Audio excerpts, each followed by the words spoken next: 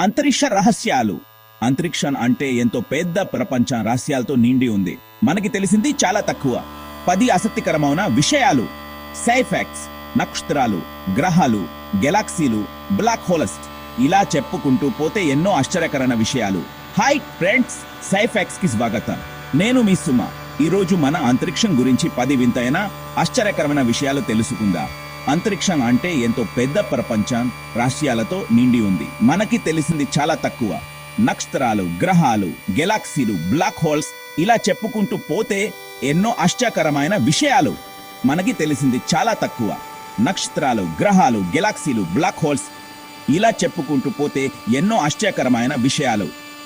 నక్షత్రాలు, గ్రహాలు, గెలాక్సీలు, black holes, గ్రహాలు, గెలాక్సీలు, బ్లాక్ హోల్స్, ఇలా చెప్పుకుంటూ పోతే ఎన్నో ఆశ్చర్యకరమైన విషయాలు. ఇలా చెప్పుకుంటూ పోతే ఎన్నో ఆశ్చర్యకరమైన విషయాలు. ఈ విశాల విశ్వంలో మనం ఒంటరిగా ఉన్నామా? దీనికి సమాధానం ఇంకా దొరకలేదు. ఈ విశాల విశ్వంలో మనం ఒంటరిగా ఉన్నామా? దీనికి సమాధానం ఇంకా దొరకలేదు. కానీ శాస్త్రవేత్తలు రోజు కొత్త కొత్త విషయాలు కనుక్కుంటున్నారు. ఈ రోజు మీకోసం 10 వింతైన ఆశ్చర్యకరమైన అంతరిక్ష విషయాలు తెచ్చాను. రెడీనా? మొదలు పెడదాం. ఫ్రెండ్స్, మీకెప్పుడైనా ఆలోచన వచ్చిందా అంతరిక్షం వాసన ఎలా ఉంటుందో? ఇది చాలా ఆసక్తికరమైన ప్రశ్న కదా. మనం భూమి మీద పూల వాసన, వాన వాసన, ఇలా రకాల వాసనలు పీలుస్తాం. పూల సువాసన మనసుకు హాయిగా ఉంటుంది. వాన వాసన మట్టి సువాసనను గుర్తు చేస్తుంది. కానీ అంతరిక్షంలో అక్కడ గాలి లేదు కదా. గాలి లేకపోతే వాసన ఎలా ఉంటుంది? ఇది నిజంగా ఆశ్చర్యకరమైన విషయం. నిజమే, గాలి లేదు, కానీ వాసన లేని కాదు. వ్యోమగాములు చెప్పిన దాని ప్రకారం అంతరిక్షంలో కూడా వాసన ఉంటుంది. అంతరిక్షం నుంచి వచ్చిన వ్యోమగాములు చెప్పిన దాని ప్రకారం అంతరిక్షం వాసన చాలా ప్రత్యేక ఉంటుంది. ఇది భూమి మీద మనం పీల్చే వాసనలతో పోల్చలేము. అంతరిక్షం వేడి ఇనుము, తుప్పు పట్టిన ఇనుము, వెప్పుడు మాంసం వాసనలా ఉంటుంటే ఒక వింత మిశ్రమం. ఇది వింటే ఆశ్చర్యంగా ఉంటుంది కదా. ఇది ఎలా సాధ్యం అనుకుంటున్నారా? నక్షత్రాలు చనిపోయినప్పుడు విశ్వంలో జరిగే రసాయన చర్యలు ఈ వాసనకి కారణం. ఈ రసాయన చర్యలు విభిన్న రకాల గ్యాస్లు మరియు పదార్థాలను ఉత్పత్తి చేస్తాయి. ఆశ్చర్యంగా ఉంది కదూ. ఇంకా ఆశ్చర్యకరమైన విషయం ఏంటంటే నాసా ఈ వాసనను తయారు చేసి శిక్షణ ఇస్తోంది. వ్యోమగాములు అంతరిక్షంలోకి వెళ్తే ముందు ఈ వాసనను అనుభవిస్తారు. భవిష్యత్తులో అంతరిక్షంలోకి వెళ్తే వ్యోమగాములకు ముందుగానే అనుభవం ఇవ్వడం కోసం ఇది వారికి అంతరిక్షంలో ఎదురయ్యే వాస్తవ పరిస్థితులకు సిద్ధం కావడానికి సహాయపడుతుంది. మన కుటుంబంలో 8 గ్రహాలు ఉన్నాయి. వాటిలో ఒకటి నెప్ట్యూన్. ఈ గ్రహం చాలా ప్రత్యేకమైనది, ఎందుకంటే ఇది మన కంటికి కనిపించదు. టెలిస్కోప్ తోనే చూడాలి. నెప్ట్యూన్ నీలి రంగులో మెరుస్తుంది. ఈ నీలి రంగుకు కారణం దాని మీద ఉన్న మైకెన్ మసెన్ వాయువు సూర్యకాంతిని ఎరుపు రంగును తీసుకుని నీలి రంగును మాత్రమే వెదజల్లుతుంది. నెప్ట్యూన్ మీద ఎప్పుడు తుఫానులు వస్తూనే ఉంటాయి. ఈ తుఫానులు చాలా శక్తివంతమైనవి. ఈ తుఫానులు గంటకు 2100 కిలోమీటర్ల వేగంతో వీస్తాయి. భూమి మీద వచ్చే తుఫానుల కంటే చాలా బలమైనవి.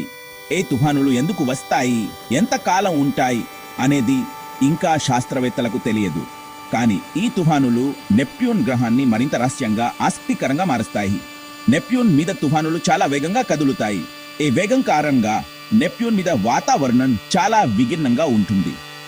భూమి మీద తుఫానులు సాధారణంగా కొన్ని గంటల నుండి కొన్ని రోజులు ఉంటాయి. కానీ నెప్ట్యూన్ మీద తుఫానులు ఎంతకాలం ఉంటాయి అనేది ఇంకా తెలియదు. శాస్త్రవేత్తలు ఇంకా ఈ తుఫానుల గురించి పరిశోధనలు చేస్తున్నారు. భవిష్యత్తులో మరిన్ని వివరాలు తెలిసే అవకాశం ఉంది. బ్లాక్ హోల్స్ పేరులోనే భయం కదూ. అంతరిక్షంలో ఉండే బ్లాక్ హోల్స్ అంటే చాలా గురుత్వాకర్షణ శక్తి ప్రదేశాలు. వాటి గురుత్వాకర్షణ శక్తి అంత బలంగా ఉంటుంది అంటే కాంతి కూడా తప్పించుకోలేదు. బ్లాక్ హోల్స్ తమ చుట్టూ ఉన్న భూహత్రాలన్నీ నక్షత్రాల నుండి, గ్రహాల నుండి కాంతిని కూడా తమలోకి లాక్కుంటాయి. ఒకసారి బ్లాక్ హోల్ లోకి వెళ్ళడిందంటే తిరిగి రావడం కష్టం. కానీ బ్లాక్ హోల్స్ నక్షత్రాలను మింగేటప్పుడు చాలా శక్తిని వదులుతాయి. ఈ శక్తి కాంతిలా ఉంటుంది. ఈ కాంతిని చూసి శాస్త్రవేత్తలు బ్లాక్ హోల్స్ ఎక్కడున్నాయో తెలుసుకుంటున్నారు. అంతరిక్షం పారి కాదు. మనం చిన్నప్పుడు అంతరిక్షం కారి అనుకునేవాడ్డం, కానీ అది నిజం కాదు. అంతరిక్షంలో చాలా చిన్న చిన్న అణువులు, రేడియేషన్ ఉంటాయి. ఈ ధూళి మన కంటికి కనిపించదు, కానీ పెద్ద మయవాలుగా మారి నక్షత్రాలు పుడతాయి. అంతరిక్షం ఖాళీగా లేకపోవడం వల్లనే మనకు ఉల్కలు కనిపిస్తాయి. భూమి వాతావరణంలోకి వచ్చినప్పుడు ఈ ధూళి మండిపోతుంది. అప్పుడు మనకు ఆకాశంలో నుండి వెలుగుతో పడిపోతున్నట్లు కనిపిస్తాయి. కాబట్టి తర్వాత ఆకాశం చూసినప్పుడు అది కారికని గుర్తుంచుకోండి. జూపిటర్ మన సౌర కుటుంబంలో అతిపెద్ద గ్రహం. దీన్ని మన రక్కకుడిగా అనుకోవచ్చు, ఎందుకంటే దాని గురుత్వాకర్షణ శక్తితో భూమి వైపు వచ్చే తోక్చుక్కలు గ్రహశకలాల నుండి మనని కాపాడుతుంది. జూపిటర్ వాడిని తన వైపు లాక్కుని భూమిని తాకుండా చూసుకుంటుంది. ఉదాహరణకు ఇంకొక 10 సంవత్సరాల్లో షుమేకర్ లేవి కాయిన్స్ అనే తోక్చుక్క జూపిటర్ ని కొట్టింది. జూపిటర్ లేకపోతే ఆ తోక్చుక్క భూమిని చోజీ కొట్టేది. కాబట్టి జూపిటర్ మన మంచి స్నేహితుడు. చంద్రుడు భూమి చుట్టూ తిరుగుతాడు, కానీ చంద్రుడు ప్రతి సంవత్సరం భూమి నుండి దూరంగా వెళ్తున్నాడు. అవును, చంద్రుడు ప్రతి సంవత్సరం దాదాపు 4 సెంటీమీటర్ల దూరం జరుగుతున్నాడు. ఇది చాలా తక్కువ దూరం అనిపించవచ్చు, కానీ చాలా సంవత్సరాల తర్వాత ఇది భూమి మీద ప్రభావం చూపుతుంది. చంద్రుడు దూరమైతే భూమి తిరిగే వేగం తగ్గుతుంది. దీనివల్ల రోజులు పెద్దవి అవుతాయి. సముద్రంలో అలలు తీర ప్రాంతాల మీద కూడా ప్రభావం ఉంటుంది.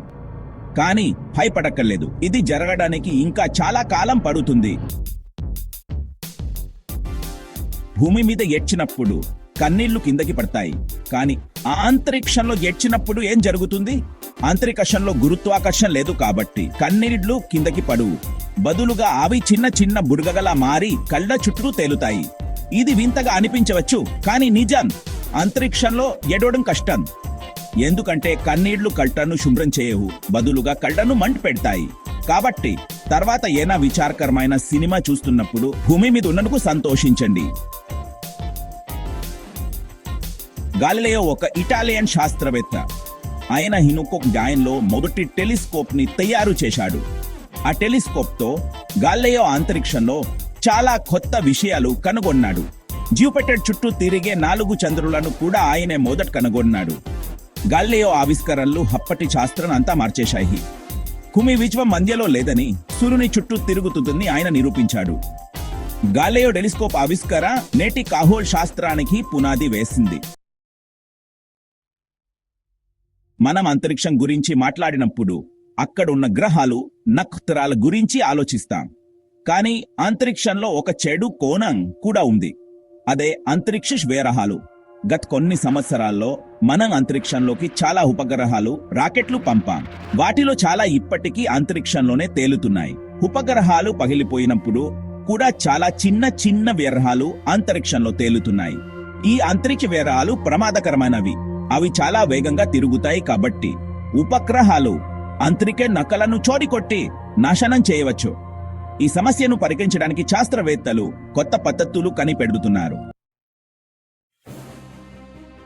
సూర్యుడు మనకు వెలుతురు, వేడిని ఇస్తాడు. కానీ సూర్యుడు ఎలా పనిచేస్తాడో మీకు తెలుసా? సూర్యుడు ఒక పెద్ద వేడి వాయువు బంతి. దాని మధ్యలో ఉష్ణోగ్రత 15 మిలియన్ డిగ్రీల సెల్సియస్.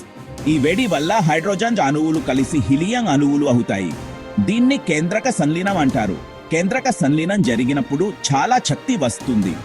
ఏ శక్తి కాంతి వేడి రూపంలో భూమిని చేరుతుంది. సూర్యుడి శక్తి లేకుండా భూమి మీద జీవం ఉండదు. తదుపరి వీడియోలో కలుద్దాం. అంతరిక్షం అంటే రహస్యాల ఖజానా. ఇంకా చాలా విషయాలు మనం తెలుసుకోవాలి. ఈ వీడియోలో మీకు కొన్ని ఆసక్తికరమైన విషయాలు తెలిసాయని ఆశిస్తున్నాను. మీకు నచ్చిన స్పేస్ వ్యాఖ్యది కామెంట్స్ చేయండి. ఇలాంటి మరిన్ని వీడియోల కోసం సబ్స్క్రైబ్ చేయండి. తదుపరి వీడియోలో కలుద్దాం.